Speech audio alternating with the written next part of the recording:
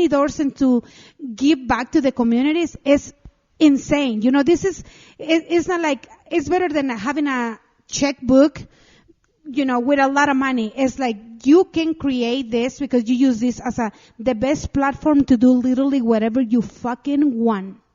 That's right? And you can see why people go to bat for her and like why people want to work with her. She fucking puts her nose to the grindstone and you power through, you work hard.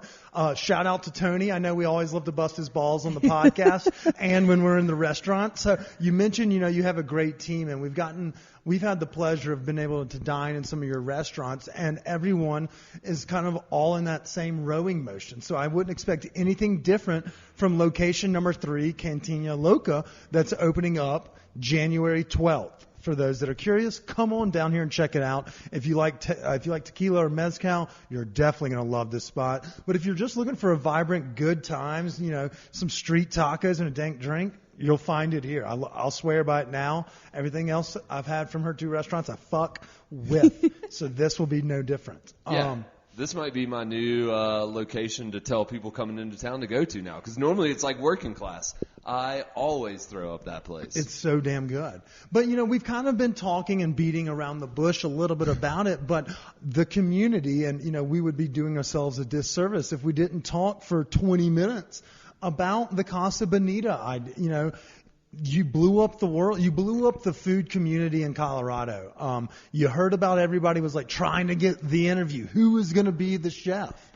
Tell us, how did you woo Matt Stone and Trey Parker? Did you just say, come into my restaurant and eat this fucking epic food? How did you get it? Well, when, you know, you know this, I don't have social media before. I don't have anything like I just focus on my businesses and I enjoy my life and whatever. But when I get a phone call, when I hear so many things about Save Casa Bonita, about Matt and Trey trying to buy this, and other people try to do something, and I'm just like, whatever, we'll see what happens, right? And in the back of my head, I always joke around and I say, if Matt and Trey buy that property, I'm gonna go and apply again because when I applied the first time, I think you hear this, the first place that I applied in Colorado in 1998 was Casa Bonita. Me thinking that it's a Mexican restaurant and I'm gonna find 1,000 Mexicans inside and they're gonna hire me and nope. They say white people. I mean, they look at my application that I just moved from Mexico, that I have no experience at restaurants, and they literally just say, you're not qualified to work here. So it was good thing that happened because then Panzano hired me, and then that's the start of, you know, the beginning of Loca. That's where actually my nickname starts. So that thing happened for a reason. And I say, I'm just going to go and ask those guys. Whatever, I was just a joke. So I get a phone call. And, you know, I thought it's like holiday parties or catering. So all of this, Dana, can you come and do this? So I'm like, I was driving. I don't even respond. And I say, I call later. And when I listen to the voicemail, it was very not specific about Casa Bonita. They say, my clients wanted to talk to you to do an interview and see if you want to help with a new project. So they reached out to you. They reached out to me. I have no clue. I have no clue. And I wasn't looking for anything more. This is like, Cantina is like my ultimate dream. I'm done. I'm going to recreate this one and mezcal and tequila and I'm done.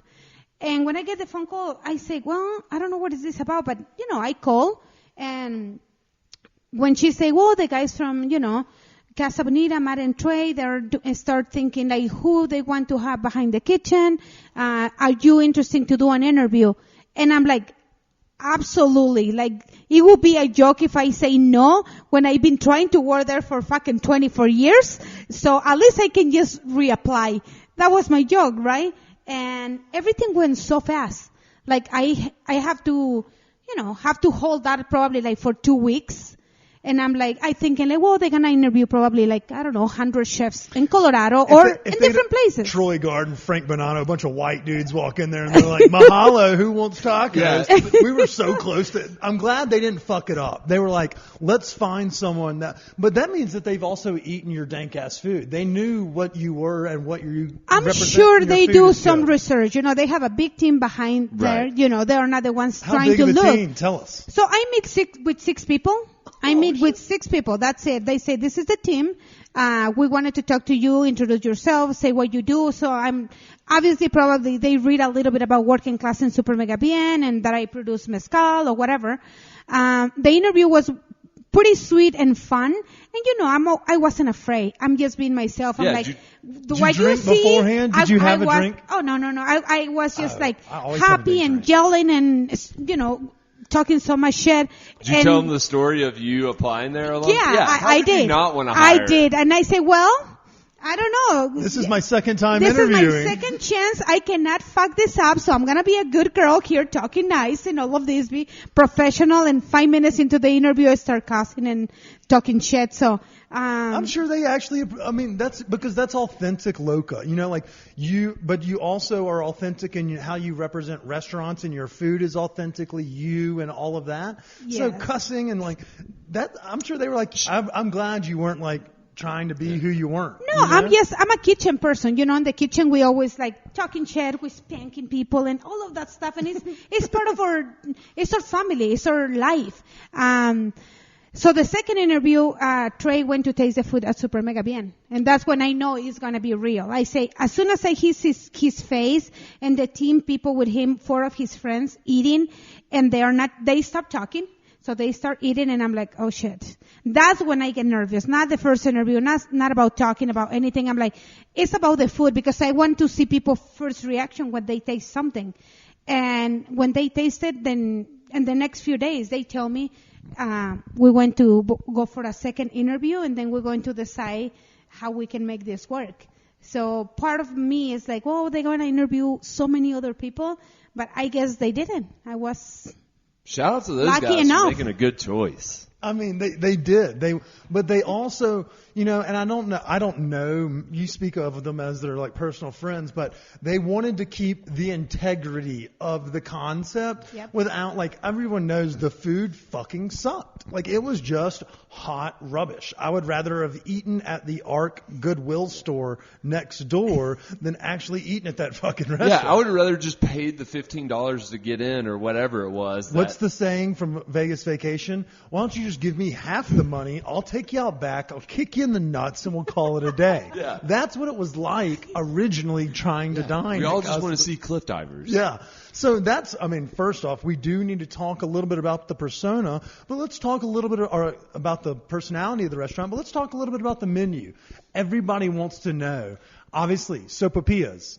Fuck yeah. 100%, 1,000,000,000%. Sopapillas are not going anywhere. It was probably the best thing in the whole building. Yeah, that was the only thing that anybody wanted. That was the only edible thing. Yeah, I'd rather eat the tray, the food you push along the rest. So let's talk a little bit about the cuisine. Is it going to be buffet style? Is it going to be tabled seating? What are we thinking? So one of the things that on the first meeting we established what is behind, their head. What are they thinking about?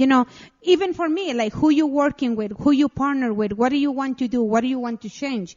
So the most important thing that I hear since the beginning is they want to change nothing and improve everything. And then part of me is what does that mean? So I'm going to keep the same menu? Sure. Going to be in my way. I always make tortillas in-house. I always do everything fresh. So if we call it enchiladas, because that's one of the, kids used to love the enchilada. The gooey cheese that it looks like plastic, now we're going to use real cheese and it's going to be amazing. So the menu, I wanted to keep everything the way that it was, but make from scratch. Make it really, really, really good better. Food. Yes, everything is going to be different. You don't buy any food to put it on a plate. You wanted to make it, and then I'm going to change it a little bit. People eat with their eyes. I feel like before they even taste, they look. If it doesn't look good, you're like, oh, hell no, I'm not going to eat this, right? So I'm going to build the kitchen almost the line is going to be exactly the same. Obviously, Matt and Trey want to do some cool entertaining, not about South Park, about what Casa Bonita is. It's a Mexican place, so education pieces and showcasing how the place look and all of that stuff. More technology, more fun, but the line is going to be the same, but you're going to be able to see the food. Nice. See, that is clutch. Like if it's like if the line is in front of like an open face kitchen, you're like, it's not people like wiping their face with their nose, like like. It's kind of scary to see the food coming through the little hole, and you don't know what the fuck happened on the back, right? Yeah, exactly. It's like that's like prison. It's food. like a glory hole of food. Right? And on the other side's a shark. Yeah, your guess is as good as Oops. mine. So is the inside gonna change a little bit, like the decor, or they're going to make things new. So they move pieces of what the structure is to make a new floors, to make a new ceiling, to make it look clean. To do good Wi-Fi that you can actually use your phone inside and all of that.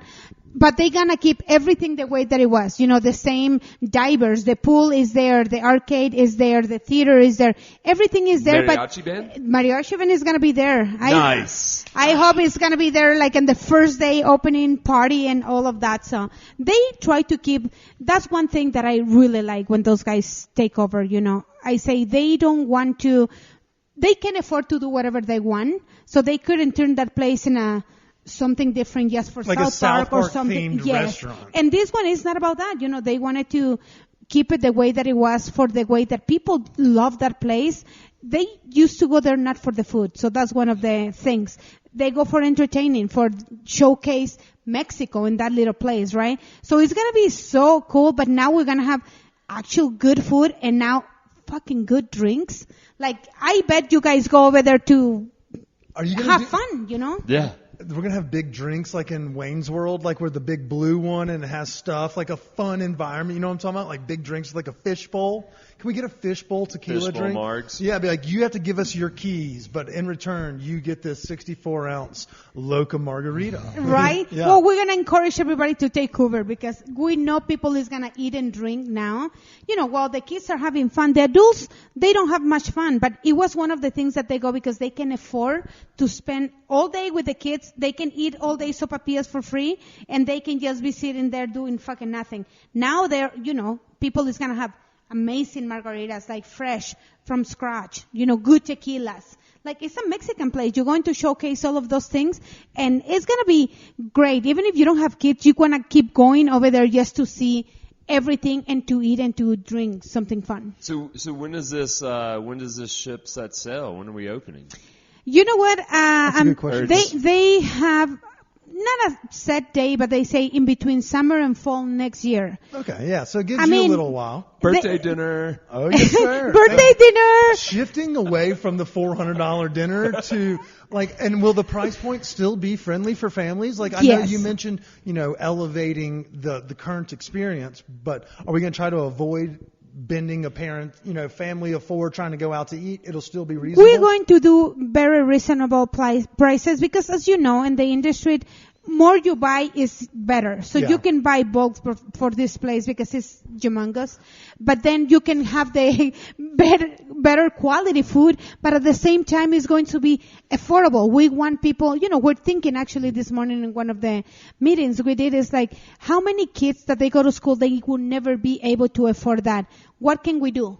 Can we afford one of the days, it's only for all of those kids that the parents don't have money to give them to play in the arcade, to have some food? What can we do to help all of those kids? Everybody deserves to go at least once to Casa Bonita. So yes, being efficient is my priority, having quality, and also be affordable for people, That's the things that we wanted to reach, our goals with that. I fucking love it. And what I would like to do, I know that we'll talk about this next summer when we come and party with y'all out there. Me and Tony will be in naked weenie bikinis. Divers? Well, I can't do it naked. I have to. It's so scary because if you hit the water naked, you can really do damage to your gear. So you have to have it in a safe and secure manner. But I did want to say, I can't wait. People are asking, will we keep the divers? Will we be able to keep this? It sounds like Matt and Trey. And now I feel like we can talk to them as their personal friends of ours, Chris, because of how well locals. They should come on and talk to us. Yeah, come on and dick around with us. But it sounds like let's they're not get going to ruin get the high. vibe. Yeah, they weren't going to be like, oh, we're South Park guys, so we're going to make this a South Park theme. Are you going to do like an ode to them? Have one South Park inspired dish or something like that? Like, thanks for saving the restaurant. Will we have anything that's Matt and Trey like touched, or like will they design anything like a dish? Cheesy poofs? Yeah, like will we have a South Park and themed something? No, nothing is talk about that